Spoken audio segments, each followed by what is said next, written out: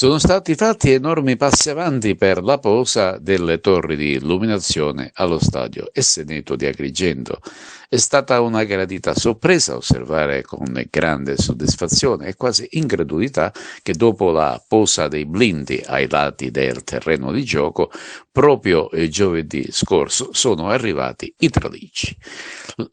Le immagini che abbiamo preso dai vari siti specializzati di calcio testimoniano che i lavori sono in linea con quanto concordato con la ditta appaltatrice. Numerosi tifosi che hanno seguito con particolare attenzione lo scarico di queste torri e si spera che il prossimo mese di marzo segnerà la loro messa a dimora, meteo permettendo.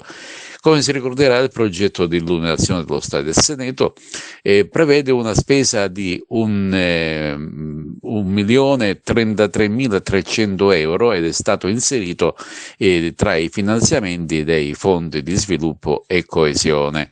Grazie a questo finanziamento, dunque, lo stadio agrigentino potrà finalmente disporre di un impianto di illuminazione, consegnando così alla comunità agrigentina uno spazio degno delle sue ambizioni calcistiche future.